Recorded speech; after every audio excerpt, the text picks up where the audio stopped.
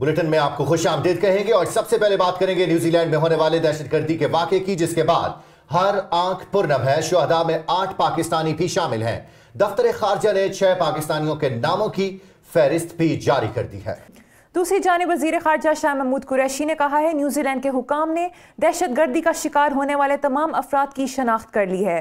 हुकूमत शहीद होने वाले पाकिस्तानियों के वरसा से मुकम्मल ताउन करेगी।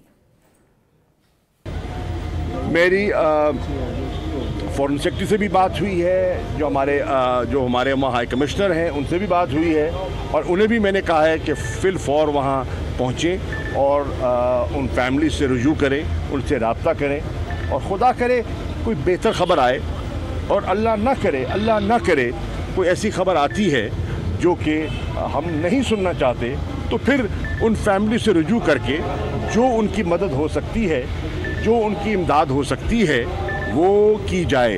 बॉडीज़ को ट्रांसफ़र करना है, यहाँ लाना है, वहाँ तदफीन करना चाहते हैं तो फैमिली का फ़ैसला है। जो भी करें, हमारा काम है हम उनके शाना बशाना खड़े हों। इस दर्द में उनके साथ हम पूरी कौम महसूस कर रही है। न्यूजीलैंड की मस्जिद में हमलावर को रोकते हुए शहीद होने वाले पाकिस्तानी शहरी नईम राशिद को बरतानवी अखबार ने हीरो करार दिया है।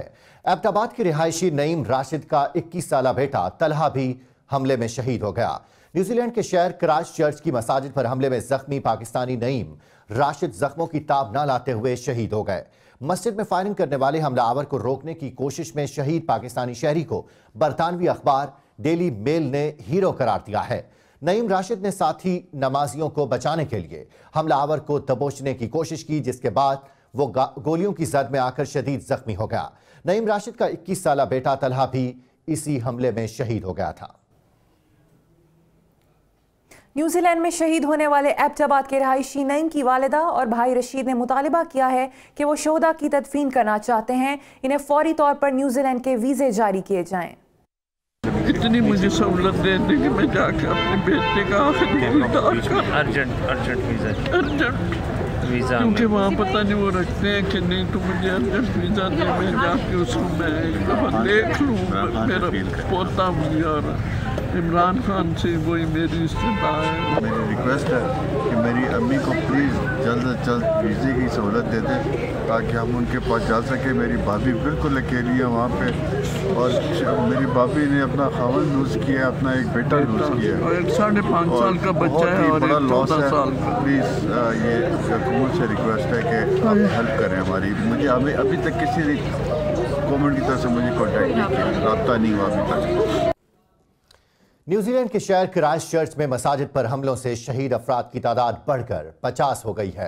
क्राइस्ट चर्च अस्पताल के डॉक्टर्स का कहना है कि मसाजिद पर फायरिंग के वाक़े में जख्मी 11 अफराद की हालत तशवीशनाक है। क्राइस्ट चर्च अस्पताल के सर्जन ग्रेग रॉबर्टसन ने मीडिया से गुफ्तगू करते हुए कहा कि 2 मसाजिद पर हमलों में जख्मी होने वाले 39 अफराद का इलाज जारी है। अस्पताल में 48 जख्मियों को लाया गया, जिनमें से 7 को इलाज के बाद फारिग कर दिया गया है। उनका कहना था कि जख्मियों में से 11 अफराद इंतहाई नगहदाश्त वार्ड में जेर इलाज हैं, जिनमें बच्चे भी शामिल हैं। न्यूजीलैंड के वज़ीर आज़म ने क्राइस्ट चर्च में मसाजिद पर हमलों के बाद मुसलमानों से इज़हार यकजहती के लिए मुलाकात की। उन्होंने जाँ बहक अफराद के अहले खाना को हर मुमकिन इमदाद फराहम करने की यकीन दहानी कराई। स्याह शलवार कमीज पहने वज़ीर आज़म जेसिंडा एड्रियन ने सर पर दुपट्टा भी ओढ़ रखा था। उनका कहना था कि वो अवाम की जानिब से मोहब्बत और हिमायत का पैगाम लेकर आई हैं। न्यूजीलैंड मुतासिरीन के दुख में बराबर का शरीक है। न्यूजीलैंड के वज़ीर आज़म ने जाँ बहक अफराद के अहले खाना को हर मुमकिन इमदाद फराहम करने की यकीन दहानी भी कराई। मुलाकात के बाद प्रेस कॉन्फ्रेंस करते हुए जेसिंडा एड्रियन ने कहा कि हमला आवर मजीद तबाही फैलाना चाहता था, लेकिन पुलिस ने उसे पकड़ लिया। न्यूजीलैंड में दहशतगर्दी का निशाना बनने वालों के साथ दुनिया भर में इज़हार यकजहती किया जा रहा है। मुख्तलिफ ममालिक में मार्च किया गया। आईफल टावर की रोशनियां शहीदों की याद में बुझा दी गईं। क्राइस्ट चर्च के अस्पतालों में जहां पर जख्मियों का इलाज किया जा रहा है, लोगों ने फूलों के ढेर लगा दिए हैं। ऑस्ट्रेलिया के दारुल हुकूमत सिडनी में सैकड़ों अफराद ने शम्ए रोशन करके शहीदों को खिराज अकीदत पेश किया। फ्रांस के मशहूर ज़माना आईफल टावर की रोशनियां न्यूजीलैंड के शहीदों की याद में बुझा दी गई हैं। भारत में अलीगढ़ मुस्लिम यूनिवर्सिटी के तालिबे इल्मों ने मसाजिद पर हमलों के खिलाफ मार्च किया और शहीदों के लिए दुआ की। ढाका में भी मुतासरीन से यकजहती के लिए सैकड़ों अफराद सड़कों पर आ गए। अमरीका में लोगों ने अमरीकी सदर डोनाल्ड ट्रंप को भी ऐसे वाकयात का जिम्मेदार करार दे दिया। जिनेवा में अक़वाम मुत्तहिदा की इंसानी हुकूक काउंसिल और सिक्योरिटी काउंसिल के अरकान ने दहशतगर्दी का निशाना बनने वालों की याद में 1 मिनट की खामोशी इख्तियार की।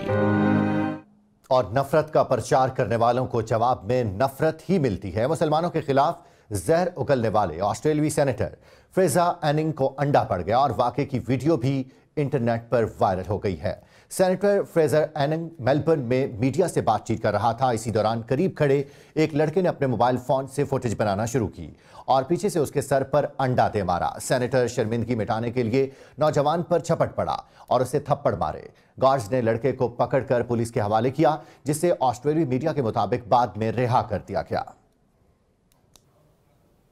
बुलेटिन में खबर शामिल करेंगे मेगा मनी लॉन्ड्रिंग केस से मुतालिक, जिसकी नैब कोर्ट मुंतकिली को सिंध हाई कोर्ट में चैलेंज कर दिया गया है। साबिक सदर आसिफ जरदारी और फरियाल तालपुर की दरखास्तों पर समाअत 18 मार्च को होगी। तफसीलात कराची से शाहिद हुसैन की रिपोर्ट में।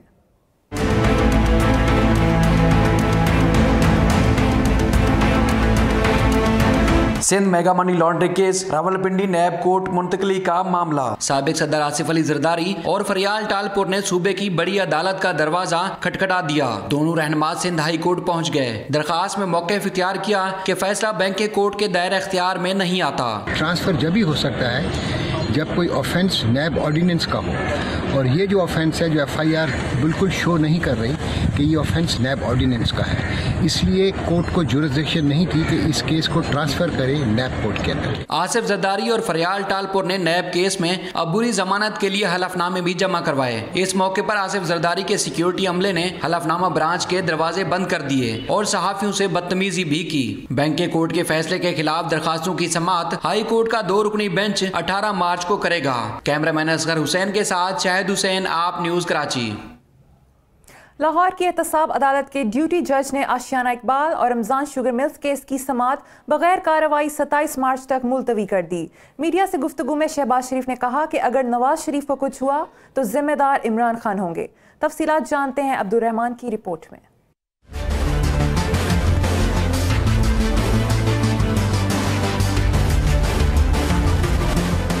लाहौर की एहतसाब अदालत के जज नजमुल हसन बुखारी के रुखसत पर होने के बाइस ड्यूटी जज जवादुल हसन ने केस की समाअत की। शहबाज शरीफ के वकील ने रमजान शुगर मिल केस में फर्द जुर्म की कार्रवाई से पहले दस्तावेजात को रिकॉर्ड का हिस्सा बनाने की दरख्वास्त दी, जिस पर अदालत ने नैब को नोटिस जारी कर दिए। अदालत के बाहर मीडिया से गुफ्तगू करते हुए शहबाज शरीफ ने कहा कि हुकूमत की संगीन गफलत है कि नवाज शरीफ को इलाज की सहूलत नहीं दे रही। अगर नवाज शरीफ को कुछ हुआ तो जिम्मेदार इमरान खान न्याजी होंगे। हुकूमत जो है वो बहुत इसको कैजुअल ले रही है और मैं समझता हूँ कि अगर खुदा ना करे अल्लाह ना करे मेरे नवाज शरीफ की सेहत को कुछ हुआ तो इसकी सारी जिम्मेदारी इमरान खान न्याजी पर और PTI हुकूमत। पंजाब असम्बली में ओपोजिशन लीडर हमजा शहबाज ने अरकान असम्बली की तनख्वाहें बढ़ाने पर शदीद रद्द-ए-अमल जाहिर किया। इससे पहले रमजान शुगर मिल केस में हमजा शहबाज के ताखीर से पेश होने पर अदालत ने नागवारी का इजहार किया और आइंदा समाअत पर बरवक्त अदालत में पेश होने की हिदायत की। दूसरी जानिब PTI हुकूमत की पंजाब में तरक्याती बजट की रिपोर्ट आप न्यूज सामने ले आया है। माली साल के 8 माह के दौरान तरक्याती बजट का आधा हिस्सा भी खर्च न किया जा सका। मुतादिद तरक्याती मंसूबे अधूरे रह गए। तफसीलात लाहौर से उस्मान अहमद की इस रिपोर्ट में।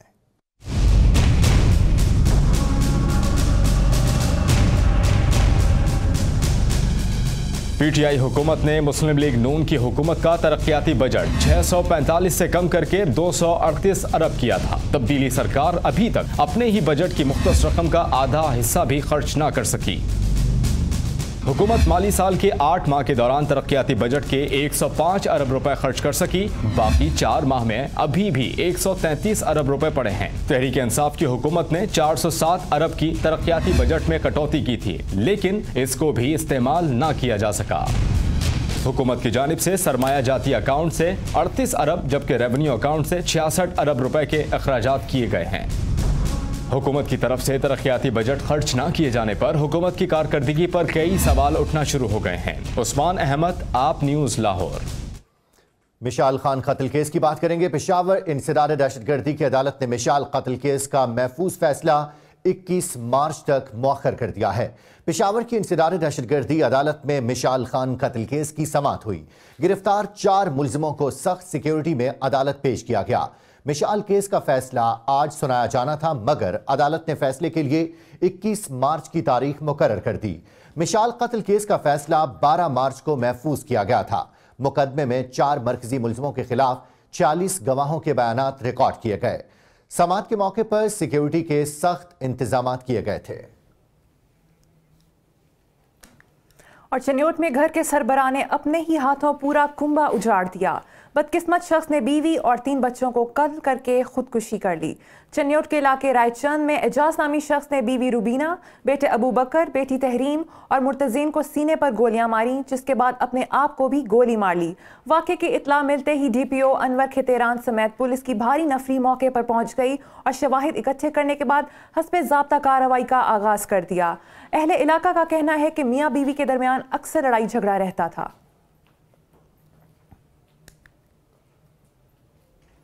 और खबर दें आपको, उकाड़ा से बेघर अफराद को छत फराहम करने का अज़्म। उकाड़ा में शेल्टर होम की तामीर आखिरी मरहले में दाखिल हो गई।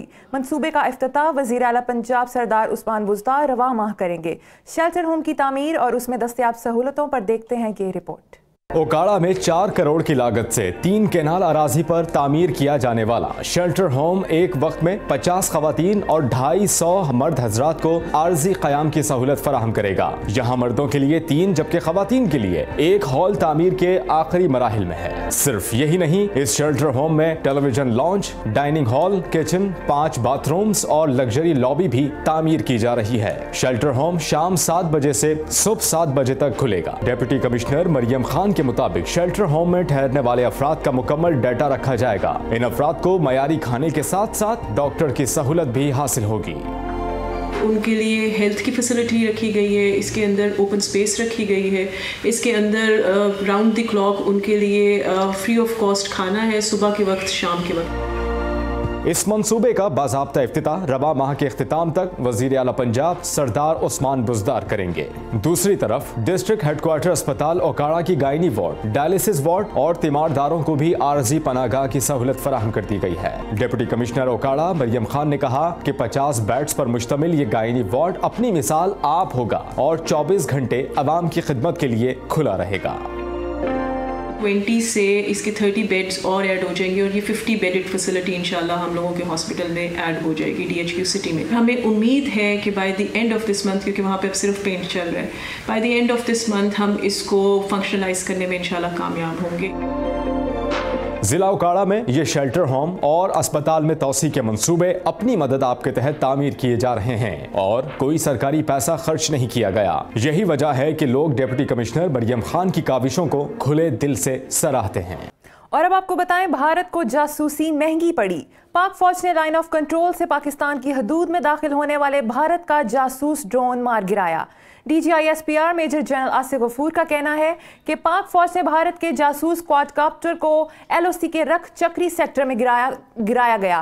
क्वाडकॉप्टर जासूस की गरज से 150 मीटर पाकिस्तानी हदूद में आ गया था। मारे जाने वाले जासूस कॉप्टर की तस्वीर भी जारी कर दी गई हैं।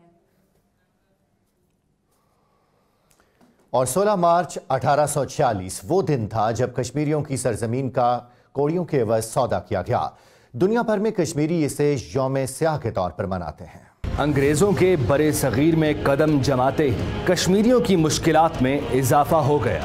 पंजाब के इक्तदार पर कब्जा करने के बाद अंग्रेजों ने कश्मीर को कौड़ियों के भाव डोगरा महाराजा के हाथ फरोख्त कर दिया। महाराजा गुलाब सिंह ने ईस्ट इंडिया कंपनी को 75 लाख रुपए की अदायगी की। कहा जाता है कि गुलाब सिंह ने ये रकम लाहौर के खजाने से चुराई थी। मिसाके अमृतसर के नाम से अमृतसर में ईस्ट इंडिया कंपनी और डोगरा राजा गुलाब सिंह जमूवाल के दरमियान ये मुआहिदा तय पाया, जिसके नतीजे में कश्मीर की डोगरा रियासत का कयाम अमल में आया। इस डोगरा सल्तनत के वाली हरि सिंह ने कश्मीरियों की कमर में छुरा घोंपते हुए तकसीम हिंद के बाद रियासत के भारत से इल्हाक का ऐलान कर दिया।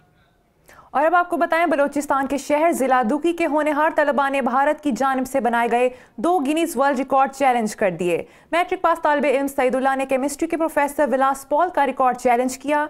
8वीं जमात के तालिब इल्म मोहम्मद जाकिर ने रियाजी के मैदान में भारतीय शख्स को मात दे दी। तफसीलात देखते हैं डॉक्टर इरफान अशरफ की इस रिपोर्ट में।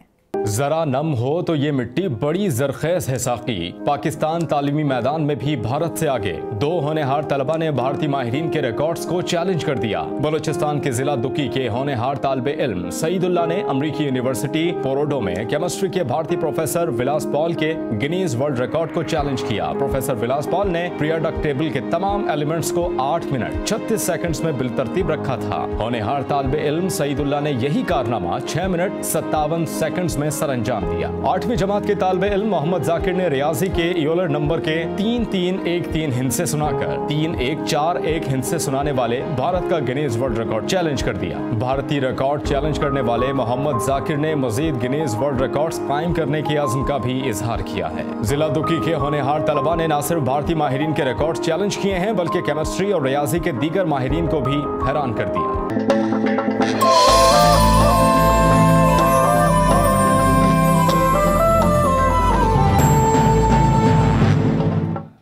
और नाजरीन, वीवो ने पहली बार पाकिस्तान में 32 मेगापिक्सल पॉपअप कैमरे से मुज़य्यन V15 सीरीज लॉन्च कर दी है। लॉन्चिंग तकरीब लाहौर के एक होटल में सजाई गई। इसी हवाले से आपको बता रहे हैं, स्मार्टफोन V15 और V15 Pro में selfie camera, artificial intelligence technology के अलावा डिस्प्ले फिंगरप्रिंट और स्कैनिंग टेक्नोलॉजी को भी अपग्रेड किया गया है। V15 Pro 16 मार्च जबकि 15-20 मार्च से मार्केट में दस्तयाब होंगे। तकरीब में फिल्मी स्टारों ने भी कसीर तादाद में शिरकत की है, जबकि इस मौके पर वीवो पाकिस्तान के सेल डायरेक्टर एलेक्सेन का कहना है कि वीवो पाकिस्तान में सारिफीन को जदीद मसनूआत पहुंचाने के लिए कोशां है।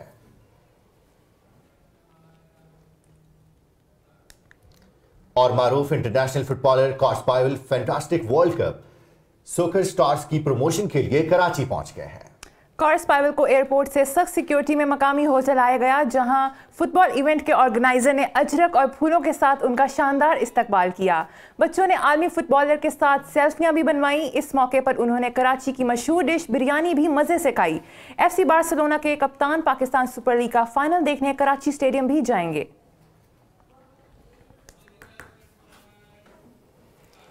और इसी के साथ ही आपका बुलेटिन अपने इख्तिताम को पहुंचा। मजीद खबरों और अपडेट्स के लिए देखते रहिए आत्मा।